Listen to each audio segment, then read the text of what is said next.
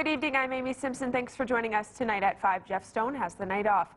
Breaking news tonight, ET News has learned the Macy's store in the Arnett Mall is closing in the next couple of months. 79 people will be out of work. It's part of a nationwide shutdown of dozens of Macy's stores. We'll have more coming up on ET News at 5:30 and 6.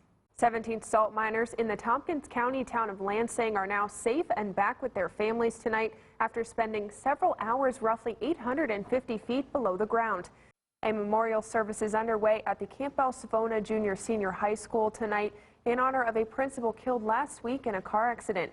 ET News reporter Samantha Lance is live at the school with the latest on the service and how the community is coming together to remember Lisa Hawkins. Samantha. Amy, today at Campbell-Savona Junior-Senior High School was all about remembering and honoring the life of Lisa Hawkins. A car accident happened just moments ago on Grand Central and Maxwell Place. Police, 1 ambulance and 2 fire trucks responded to the scene of the 2-vehicle accident. The red Hyundai and black Nissan collided and the airbags deployed in the Hyundai. No word yet on the cause of the accident or if anyone was injured.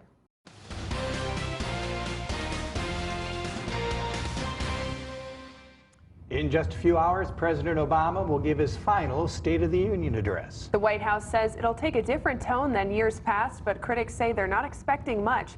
President Obama was seen working on tonight's address, and on the Today Show, he reflected promises of hope and change. Dogs have been deemed man's best friend, but 2 cats are taking on that role today after they woke up a woman when her house was on fire. Early this morning, the Bath Volunteer Fire Department responded to 12 Groton Drive in the village. Elizabeth Hopkins was home sleeping at the time of the fire. When her fire alarm failed to alert her, Hopkins' 2 cats woke her up. She escaped the home safely, and her hero cats were later found hiding and uninjured. There was minor damage to the home from the fire. The cause was from an electrical wire in the ceiling. Numbers for the record-setting Powerball jackpot will be drawn tonight. People from across the country and right here in Elmira are holding their breaths, hoping to cash in on the billion-dollar prize. ET News reporter Andrew Venus joins us live from the 7-Eleven on Hoffman Street in Elmira, where hundreds have already bought their tickets. Andrew? Jeff and Amy, the Powerball is now a record $1.5 billion. That's an insane amount of money. Good evening, I'm Jeff Stone. Thanks for joining us tonight at 5. The Kelly Clayton murder trial is one step closer to beginning. Thomas Clayton is now charged with a 3-count indictment in the Steuben County Court today for the murder of his wife Kelly. Clayton is now charged with 1 count of first-degree murder. This count alleges that Clayton hired 44-year-old Michael Beard to kill his wife. This top count carries a possible maximum sentence of life in prison without the possibility of parole. Chemung County District Attorney Whedon Wetmore says this is a murder-for-hire scenario. When you hire somebody to do it, you've made it easier for yourself because you're not actually the killer. You're hiring someone else. So the statute, I think the state of New York says, you know what? When you go to that great length, we're going to make it murder in the first degree. Clayton is also charged with 2 counts of second-degree murder. The first alleges that Clayton, while acting with Beard, intentionally caused Kelly's death. The second alleges that Clayton attempted to commit arson with Beard. Each of the second-degree murder charges carry a maximum sentence of 25 years to life in prison. Kelly Clayton was found dead in her home in the town of Caton on September 29th. Clayton is currently out on bail. He'll be arraigned tomorrow in the Steuben County Court.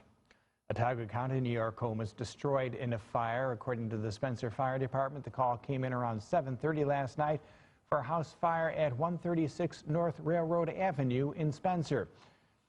Their fire crew is in Spencer, and 4 other departments worked for 5 hours to put that fire out. 2 teenagers were home at the time but were able to get out safely. However, 3 firefighters did suffer minor injuries while battling the blaze. The house was a rental property, and it's unsure if the family had insurance. The Red Cross is assisting those affected.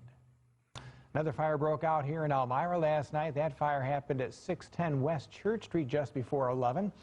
Elmira fire officials say the blaze started in the kitchen and caused smoke damage to the first floor of the 2-unit apartment house. Viewers sent us this picture of roads being blocked off at the time. Crews were able to quickly put out the blaze. 3 people were home at the time of the fire and were all able to get out safely. An Elmira woman is arrested after she failed to appear in court for a trial. Today, Deanna Brown was arrested by the Elmira Police Department for criminal contempt in the second degree. Brown was arrested after an investigation found she was served a subpoena from the Chemung County District Attorney's Office to appear in a felony trial being held in the Chemung County Court. Brown failed to obey the subpoena and did not show up for the trial. Her charge is a misdemeanor. Area schools are getting some much-needed infrastructure and technology upgrades. 18 News reporter Jessica Bard now joins us live in the studio to tell us how the Smart Schools Bond Act is expected to improve your child's education. Jessica?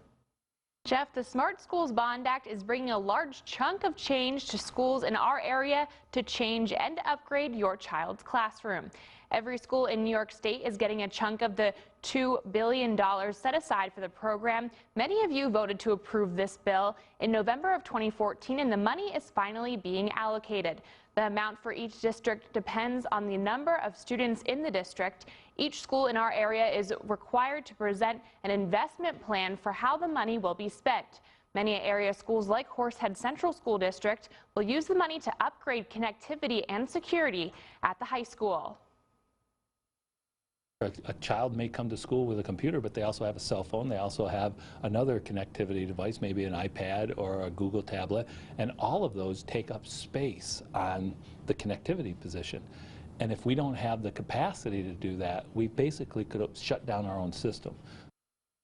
There's a meeting tonight to discuss Corning Painted Post School District's plan. The Horseheads meeting is tomorrow, and Watkins Glen will have its plan ready in the next few weeks.